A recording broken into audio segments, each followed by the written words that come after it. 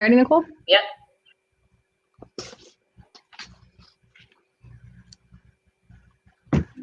Hi, everyone. As you log on, please let us know where you're logging on from. Welcome back after our holiday break. Yes, thank you. We had a very long holiday break, and we wanted to be sure everything was as perfect as possible for everybody. So thank you. We wanted to start off today with a question because we are only doing 30 minutes to start. And so as you're logging on, not only please shout out where you're watching from or logging in from, but then also we want to see who has read one of Dr. Greene's books or followed his methods or is familiar with any line of work that he has attributed to for psychological needs.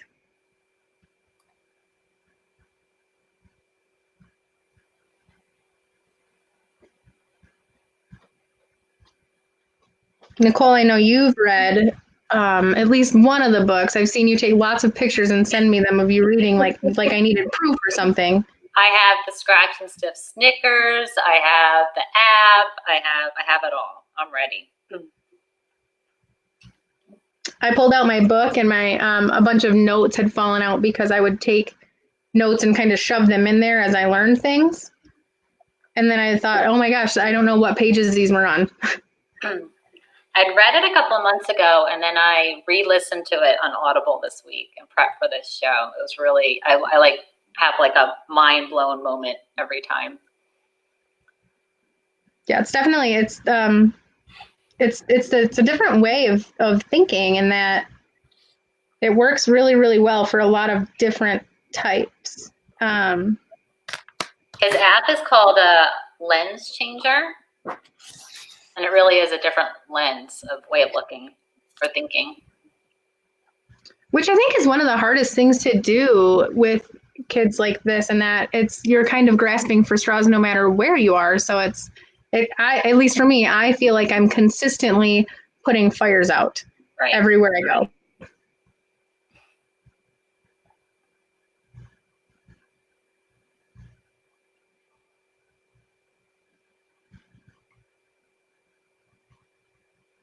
Michelle, do you want to tell them about our new format changes? I do. Sorry, I do. I was attempting to share it and it didn't quite work for me. So like we mentioned in the beginning, we're only doing about 30 minutes to start. Hopefully, we're going to try to keep it at that mark because we know watching for an hour is really unrealistic. And so we want this isn't for us, this is for you guys. So we want to be sure we're reaching you in the best way we can.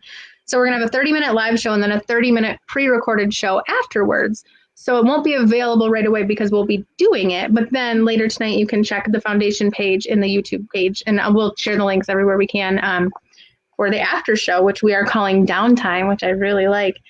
So if you're submitting questions or you did submit questions and they do not get answered, please don't panic. Look for them in the after show where we're going to try to get everything we can answered. And then, like we said, it'll be uploaded to the website and YouTube. And we hope this will be a lot easier and more obtainable for people to watch. Absolutely. Hi, Jackie from Austin. Hi, Joan from St. Louis. Welcome to SDSF Live, brought to you by the Schwachman-Diamond Syndrome Foundation. SDSF is a nonprofit providing support to SDS patients and their loved ones worldwide. And tonight we have special mugs we made because you're not talk show official unless you make a mug, right? No, I'm Nicole's face. Let's see. So if I want people to see my face, I need to drink right-handed, like a pirate. Super cool. As a reminder, these episodes are public. Anything that's private, please don't post on here because these will be uploaded to the foundation's website and to YouTube and made into a podcast for future reference. This show is intended to be a library for resources for patients and families. Yes. So some of you may be asking why we're having Dr. Greene on the show, because with our kids, we are typically worried about every other organ system, and our mental health and our behavioral health gets kind of left in the dust. SDS affects many areas of the body, including the brain. SDS patients may have mild to significant cognitive, social, and behavioral issues.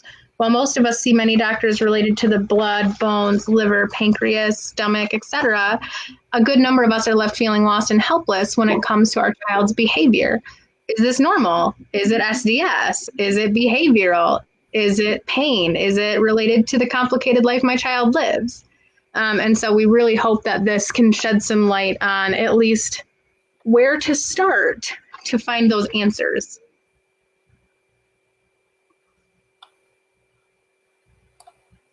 So as you're logging in and then telling us where you're from and saying hi, and hi everybody, we want to just kind of get a gauge for who our audience is. So if you are struggling in this area, if you have been struggling, if you've ever wondered what is going on with my kid, or feeling like you have no idea how to help them, there should be a little thumbs up button. And I think you can even hit it more than once. I think you can kind of, repeat it because that's what I would be doing right now because I felt lost in this area.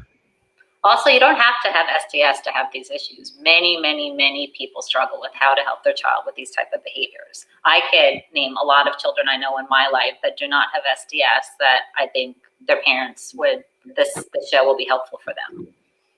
I agree. And I think there's a lot of aspects to behavioral issues. And so kind of figuring out where those come from is almost impossible. Oh, hi, everybody. Okay, so we want to. Oh, hi. We have a family from Denmark, Ontario. This is my favorite part of the show.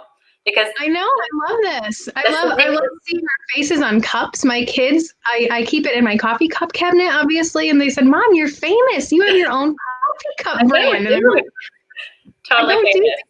Yes, I'm a hero. So at this time, I would love to introduce Dr. Ross Greene. We are prepared. Please submit your questions through the comments next to where you're typing. And I hope this is helpful for everybody. Hi, Dr. Greene. We're thrilled to have you on today. We know you're very, very busy, and we appreciate making the time for this. I know it's been very hard to get nailed down. I would love to start with a little explosive child 101. Can you describe to us what you define as an explosive child?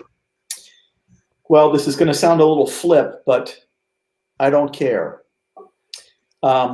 Because I think that what we're going to be talking about is just as applicable to whatever we might call an implosive child. These are not very precise categories, no more or less precise than other diagnostic categories, but explosive is meant to be descriptive.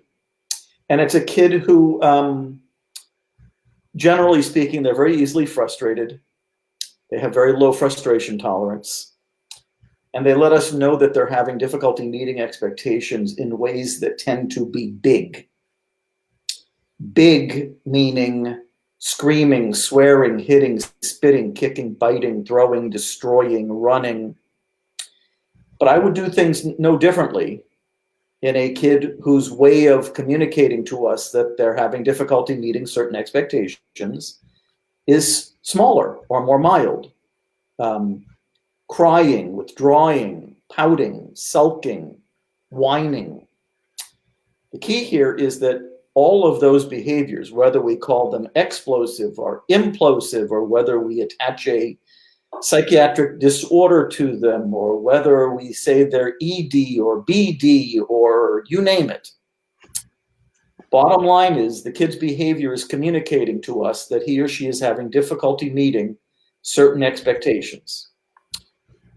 And what we want to be focused on, although I understand that the behavior tends to draw our attention and tends to make us notice that there's something the matter, what we want to be focused on are the expectations that a kid is having difficulty meeting that are setting those behaviors in motion in the first place. So why don't I care? Because in this model, behavior is just a signal. Right. And a signal is a signal is a signal. I don't care if the kid is signaling us through exploding. I don't care if the kid is communicating to us through imploding. What the kid is signaling is the more important part. So when these kids are signaling big or implosive or however they may be signaling, what is the typical response that a parent will have when these signals are happening? Well, I think a lot of parents can be scared by the response. A lot of parents are not sure what to do. Some parents feel threatened by the response. They feel that their authority is being threatened. Some parents are curious. That I would pick that one. If you ask me which one would I pick, that would be the one. What is causing my child to signal me right now that he's stuck, or that there's an expectation he or she is having difficulty meeting? Unfortunately, many parents and educators too, I know this question is coming, tend to respond, especially to some of those bigger ways of communicating, in ways that are very punitive. And that can range from timeout to depriving a kid of food, in some places to spanking, to deprivation of privileges. Those are all punitive, and those are intended to modify the child's signal. And by the way, I'm substituting signal for behavior here on purpose. The problem is none of those interventions, not timeouts, not sticker charts, not spankings, not anything that is intended to modify behavior, none of those are going to solve the problems that are causing the behavior in the first place. And that's why I'm not a real big fan of those interventions, because they don't solve any problems, and it's problems that are setting in motion the behavior in the first place. I really wish there was a sticker chart that would do that, though. You know, sticker charts are very easy and they're very colorful. So it would be very nice if they would do that, but they don't. Yeah. You have a book called Lost in School. How do schools normally handle these children? Schools can be quite punitive as well. They don't. Their tools of the punitive trade are detention, suspension, expulsion. Unfortunately, in many states, way too many still, paddling. We paddle. Texas, where I'm at, paddling. Texas, paddling's real popular. Mississippi's up there. But paddling doesn't solve any of the problems that are causing the kids' behavior either, nor do detentions, suspensions, expulsions. Now, many schools will try to strategize with the kid. I'm pretty particular about how we solve problems with kids, because there's a lot of things that can go wrong in trying to solve those problems, and often folks at school are trying to solve those problems unilaterally instead of collaboratively. And if you ask me which way I'd want to solve a problem with a kid, it'd be collaboratively, because it works a whole lot better. And, you know, prisons are no different. Prisons can be punitive, and inpatient psychiatry units and residential facilities. This is still a very popular way of dealing with behavior. We try to modify it through rewards and punishments. Rewards and punishments don't solve any of the problems that are causing the behavior that we're doing all that rewarding and punishing in response to. Right. So how do you suggest schools and parents handle the situation? First, we've got to make a few big shifts. We've got to shift from focusing primarily on the kid's behavior, which you now know I believe is simply the signal, to the problems that are causing that behavior. And so here's a synonym for you. Unsolved problem and unmet expectation are synonyms.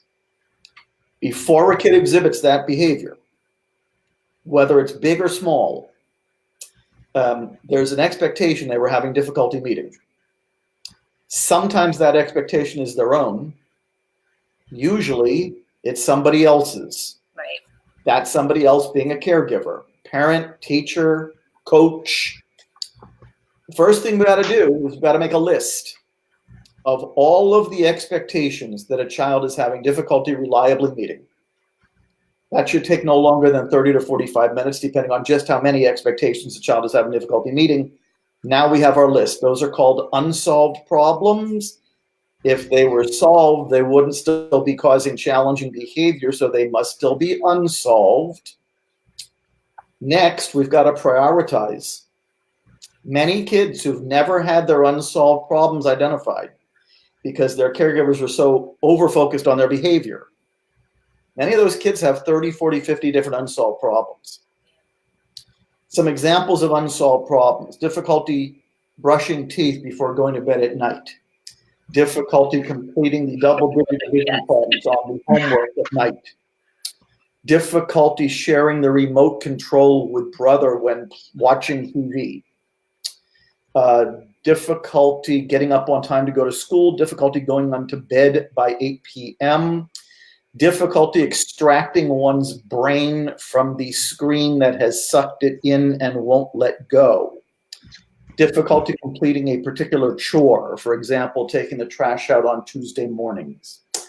These are common unsolved problems that are going to be causing challenging episodes, big or small, throughout North America and including in Denmark, all over the world, tonight.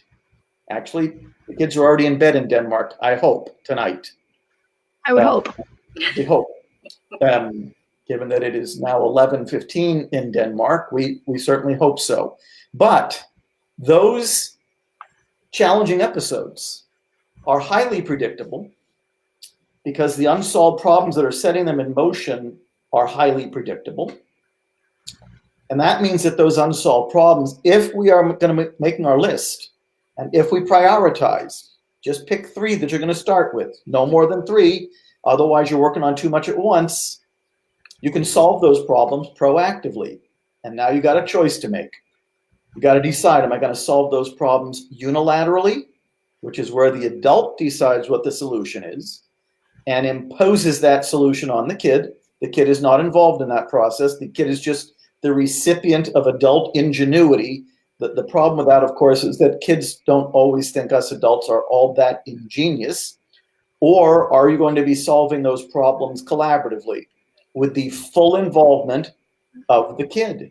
And now adults don't have to be ingenious because they've got a co-pilot right there next to them, their kid, your new problem-solving partner, your new problem-solving teammate.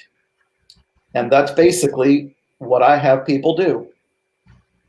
That's awesome. So step 1, we, instead of seeing the behavior, see it as a need for something that we can't see. There's an unmet need. I Step wouldn't say it that 2, way. I wouldn't call it an unmet need. Big difference between an unmet need, which often cannot be seen, and an unmet expectation, which is very apparent. The ones I was talking about are very obvious. Sometimes unmet needs, and I don't really talk about unmet needs. Unmet needs are often not so obvious to us, but unsolved problems sitting there right in front of us, we've got to make our list. That's step number 1. make a list. I like lists. That'll work really good. And then prioritize the top 3. Well, if you don't make your list, then you do something that is far less preferable, and that is that you try to deal with it in the heat of the moment every time it pops up, often thereby solving absolutely nothing at all. Right. That's usually my go-to. What's that? That's usually my go-to. Not that I want it to be my go-to, but that's my go-to. And then I realize that I've done it, and I'm like, oh, no, I gotta fix that too. Yet. So basically, the child gets to exercise their executive function skill, right? When you're allowing them to be part of the process. All kinds of skills that kids are practicing, learning, when they are participating in the process of solving problems. There's 3 steps for doing it. The first step is called the empathy step. Okay. This is where the child is telling us what's making it hard for him or her to meet a particular expectation. I always say this is the missing information. This is where we adults find that what we thought was getting in the kid's way is not what was getting in the kid's way. Right. The define it all concern step is where the adult is entering his or her concern into consideration. Namely, why is it important that expectation be met? What I'm frequently saying to adults is, if you don't know why it's important that expectation be met, then I don't know why you have that expectation. Adult concerns usually fall into one or both of 2 categories: how the unsolved problems affecting the kid, how the unsolved problems affecting other people. And then the third step is called the invitation. This is where child and caregiver are collaborating on a solution, but a solution that must meet 2 criteria. It's got to be realistic. This is not pie in the sky. This is not wishful thinking. We both got to be able to do what we're agreeing to do. And it's got to be mutually satisfactory, meaning the solution truly addresses the concerns of both parties, concerns that were identified in those first two steps. So back to your original question. What skills are being learned in these three steps? Right. Before I answer that question, I have to ask the question, who do you mean? Because both kid and caregiver are learning skills in all three steps and practicing them. I feel like you're the caregiver, actually. I don't like to beat people over the head with that, but maybe so. In the empathy step, the kid is learning how to figure out what's making it hard for him or her to meet an expectation, how to articulate those concerns in ways that other people can understand. In the empathy step, the caregivers are learning some very important skills like listening, taking another person's perspective, empathy. In the define it all concern step, the kid is learning very important skills like listening, empathy, taking another person's perspective, appreciating how one's behavior is affecting other people. In the define adult concern step, the caregivers are learning the exact same skills that the kids were learning in the empathy step. And then in the invitation, both parties are learning how to generate alternative solutions, how to agree on solutions. Oh boy, our politicians need this next one. How to agree on solutions that work for both parties instead of just one. Oh. How to resolve disagreements without conflict. We're all learning when we're doing what I call Plan B, when we're solving problems collaboratively and proactively. That's some information there. I'm going to have to rewatch this. I know. We're going to take a quick break and announce today's giveaway. We will be giving away Dr. Greene's book, The Explosive Child. You could win today's giveaway by interacting with this show in any way. You could share it, watch it, like it, comment, ask a question. Send it to a friend. Mm-hmm. Send it to me. Create a watch party. Interact with it in any way. Right now you're watching it live and you should see a red flashing live in your corner. After this show, it won't be live and you won't see that flashing red. So if you're not watching it live, just type in replay so it refreshes it in everyone's feed. Yes, that will then bump it to the top so the people who need to see it can see it. Reading through the comments, I really see I think, Nicole, this is probably the most diverse SDSF Live we've ever done. Ever. Nova Scotia, Canada, Ohio, the UK, Texas, which is, I feel like that's easy. There's a lot of you in Texas. Minnesota, I see a couple people from Michigan, even though they didn't say Michigan, but I know them. Again, Denmark, St. Louis, like everywhere. I love this. I love that there's the need for this is not defined by a country or a continent or a county. It's everywhere, and so it's huge. So once again, if you have comments, please submit them. We would love to ask Dr. Greene your questions, and then we can kind of jump in with them.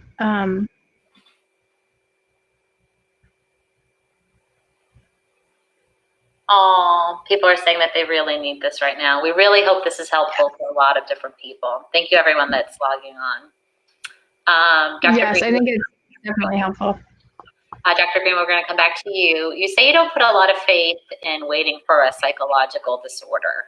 Please explain why this isn't critical, because I will say, especially in the SDS community, there's the Shwachman-Diamond syndrome diagnosis, and then there's a myriad of diagnoses that usually come with it, like pancreatic insufficiency and neutropenia and all these other things.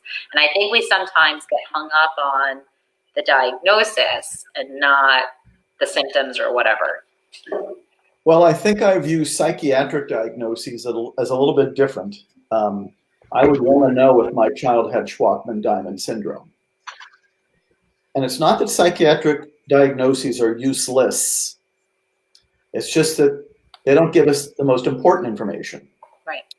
What are this kid's unsolved problems? And what skills is this kid lacking?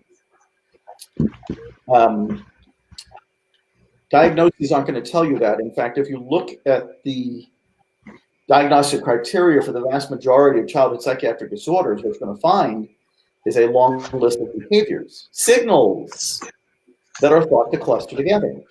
So that's fine. But I was speaking in Denmark. I've got a good Denmark story here. And about a year ago at an autism conference, and a mom raised her hand and she said, I found my daughter's autism diagnosis to be very useful. I was speaking and I said, good. She said, but what you're saying is that my daughter's autism diagnosis does not tell me anything about her lagging skills and her unsolved problems. I said, right. She then pondered it a bit further and she said, and what you're saying is that once I know what my child's lagging skills and unsolved problems are, her diagnosis doesn't really turn out to be very useful at all. I said, right. So, yes, ADHD can help parents find support. ADHD can help their parents get validated that what they already knew about their kid was true. There's something a little different about my child. But what ADHD is mostly going, and ADHD could turn the parents on to some research, but what ADHD is mostly going to do is tell parents about their child's behavior. And the parents already know about their child's behavior. Right. What ADHD We know all about it. Is what their specific child's lagging skills and unsolved problems are. So I'm not allergic to psychiatric disorders. I just discourage people from getting too hung up on them because you really don't know very much about your kid by knowing your kid has ADHD. You know a lot more about your kid if you know about your child's lagging skills and unsolved problems. That's huge. I will say, because we have a clinical diagnosis of SDS, so it was very hard for us we fought for a diagnosis and we relied heavily on that diagnosis because we needed to get the doctors we could have. Both of my children also have psychiatric disorders. One, they're both diagnosed with autism and both with sensory processing. And while those are helpful to get the therapies we need, it doesn't, just because I can walk into a room and say, oh, my child has autism, that's okay. I still need to address those behaviors. And that, so the diagnosis doesn't take away the need to be able to address what's really lying underneath. But I think that's another very good use of a diagnosis, but I think it's an unfortunate one. Because a lot of people have to go through quite a bit to get their child the help they need, because the gatekeeper on a lot of that help is a psychiatric disorder. And I think that's an obsolete way of deciding whether a child needs help and what kind of help a child needs. It also is extraordinarily time consuming. I especially feel, as much as I feel for the parents who had to put all that time in to get their child the help they need, I feel even worse for the parents who put all that time in, know their child needs help. By the way, teachers go through this too. They know this kid needs help, but no diagnosis comes back, and so the gate has closed on the help. That's really unfortunate. Yeah. Yeah, it's hard. I'm going to read a couple of questions real quick before we go to the last question. How young would your method work with a child? You start collaborating with an infant. Oh. But infants do not have words, so they can't participate in the process the way people will see videos of participating in the process. But you remember the 3 steps. You're trying to figure out what's making it hard for the kid to meet a particular expectation. You're trying to find out what's the matter. You're trying to pursue an expectation because presumably it's important and there's a good reason for it. So what does that look like in an infant? You're trying to figure out why your infant is crying or vomiting or screaming forever or not falling asleep at night. And you're trying to apply a solution that you feel will address whatever is getting in the child's way. And then you are 100% dependent on the infant to let you know how you did. And as I always say, one thing that's similar between infants and kids who have behavioral challenges, if you get it wrong, they're going to let you know it. Yeah. Now, as a kid develops language, you can start helping the kid participate in that process in words. But language is not a requirement. We do this with nonverbal kids all the time through assistive technology, through pictures, through sign. So language is not a prerequisite for helping kids participate in solving the problems that affect their lives. That's really good to know, because a lot of our kids are speech delayed. And I know when my son finally really got the language at 4-ish to really explain to us what was happening, I felt like I felt really ashamed of myself that I wasn't picking up cues or listening to him enough or involving him enough, even though he didn't have the words to tell me. Someone asked where we can get your book. I'm assuming on your website, Life in the Balance? No, nothing is sold on Lives in the Balance. Oh, okay. Don't go there. Amazon, wherever you buy a book. Wherever you buy a book. I'll post a link to the foundation page later with the link to the book, but then also with the information about Smile.Amazon, which raises funds for the SDS Foundation. And so a little bit of that book cost comes back to us, and then obviously to Dr. Greene. Yeah. I'll ask one more question, and then we'll go to the after show. Where good. A good place do you think parents should start? I know when I first heard about you, I started with your book, Explosive Child, and then I joined your Facebook group, and then I downloaded your app. But where do you suggest people start? I would start on the Lives in the Balance website, livesinthebalance.org. Okay. And all of these links and everything will be posted onto the page, so you guys don't feel like you have to write them down. I'm making a mental list of what to post. And the place to start on the website, in the upper nav bar, people will see CPS resources.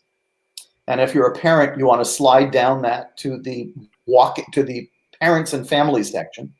Okay. And the first thing people will find in the parents and families section is the walking tour, which has all kinds of streaming video and audio programming. You don't have to buy anything. None of the resources on the Lives in the Balance website are cost money. They're all free. Great. So then if people decide they want a book, fine, but they may not. Take the tour. Take the walking tour first. That's what some of the people were saying over here. I need help, but I don't have the money. So that might be really good for a lot of people. It's really good for a ton of people because it's free.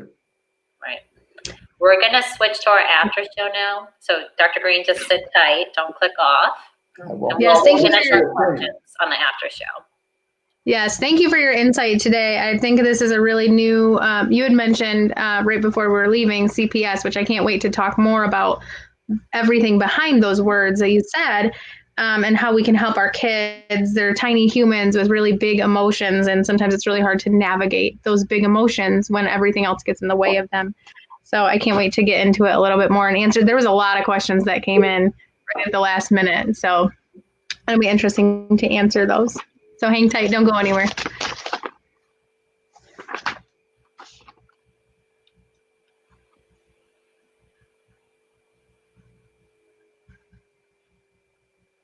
Michelle, we'll just pick up where we started before.